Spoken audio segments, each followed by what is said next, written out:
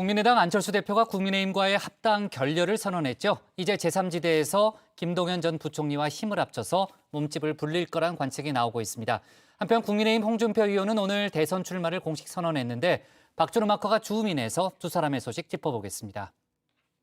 서울시장이 되어 국민의당 당원 동지들의 뜻을 얻어 국민의힘과 합당을 추진하겠습니다.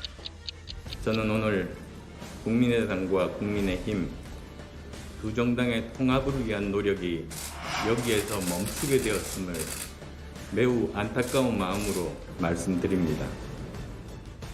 국민의힘과 국민의당의 합당이 결국 결렬됐습니다. 지난 서울시장 재보선 때 후보로 나섰던 국민의당 안철수 대표. 당시 국민의힘 오세훈 후보와 단일화 여론조사를 앞두고 승부수로 합당 카드를 띄웠었는데요. 정확히 5개월 만에 원점으로 철수하고 마이웨이를 선언했습니다. 그렇습니다. 주민이 선정한 오늘의 첫 번째 인물, 안철수 대표입니다.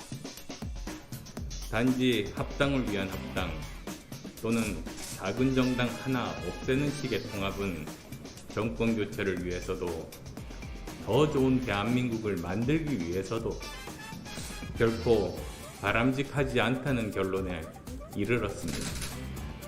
안 대표가 합당을 철회한 이유는 뭘까요? 표면적으로 내세운 이유는 정권 교체를 위한 실익이 없다라는 이유입니다. 그 합당의 궁극적인 목적은 야권 지지층의 확대인데 안 대표는 지금 합당한다고 해도 중도층 표심을 흡수하기 어려울 것이라고 내다봤습니다. 또 정권 교체를 위한 하나의 수단으로 합당에 대한 말씀들을 드렸습니다. 그리고 그것도 역시 시너지가 날 수 있는 야권의 지지층을 넓힐 수 있는 그런 통합을 제가 주장했습니다. 그런데 지금 당장 현실은 그렇게 하기 힘든 것이고 특히 국민의당 정체성을 합당 정신에 충분히 반영하기 어렵다고 본 듯합니다. 1대1 합당보다는 국민의힘에 일방 흡수된다라는 그런 느낌을 받은 것 같은데요. 합당 협상에서 국민의당은 당명 변경과 차별금지법 제정 등을 요구를 했지만 그 마지막까지 받아들여지지 않았습니다.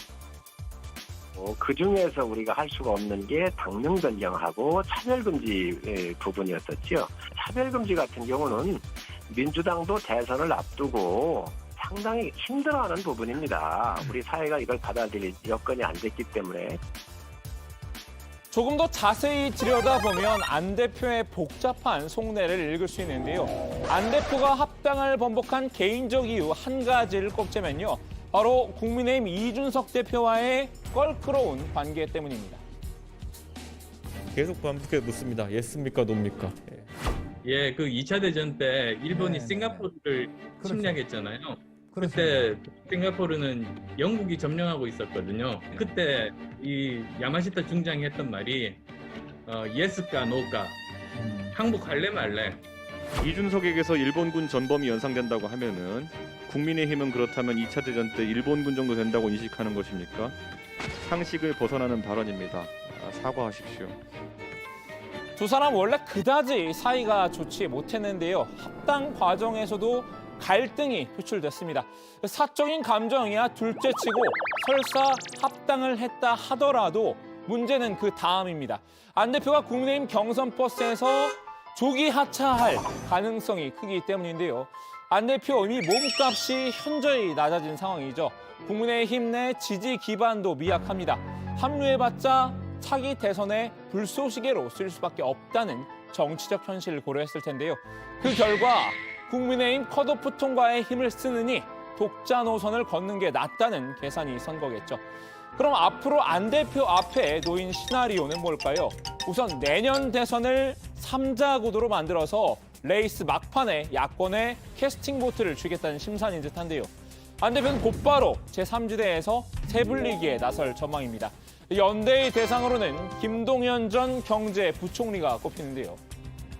사실상 야권 제3지대에서는 대통령과 김동연 전 부총리 두 분만 남았다 이런 분석들이 있는데요. 두 분이 손을 잡으시거나 이런 가능성을 좀 모색하고 계신가요? 국가의 미래를 생각하고 그리고 더 좋은 대한민국을 만들겠다는 생각을 가지신 분들이라면 어떤 분이든 만나서 의논할 그런 자세가 되어 있습니다. 실제로 두 사람이 손을 잡을 경우 스윙보터들이 제3지대로 흡수될 가능성이 거론되고 있습니다. 김종인 전 국민의힘 비대위원장도 비슷한 예측을 내놨던 바 있습니다. 안철수 대표가 대선 출마를 완전히 접고 김동연 전 부총리와 함께 세력화에 나선다면 제3세력으로서의 가능성이 있을 수 있어요. 안 대표가 합당하지 않고 대선도 출마한다고 하면 일말의 가능성도 없습니다. 김 전 위원장 제3지대 세력화 성공을 위해서 한 가지 단서를 달긴 했군요. 안 대표가 대선 출마 욕심을 내선 안 된다고 말이죠. 그런데 안 대표, 그럴 생각은 또 없어 보입니다. 그래서 추모와 관련해서는 따로 입장을 조만간 정리를 해서 밝히실 예정이고요.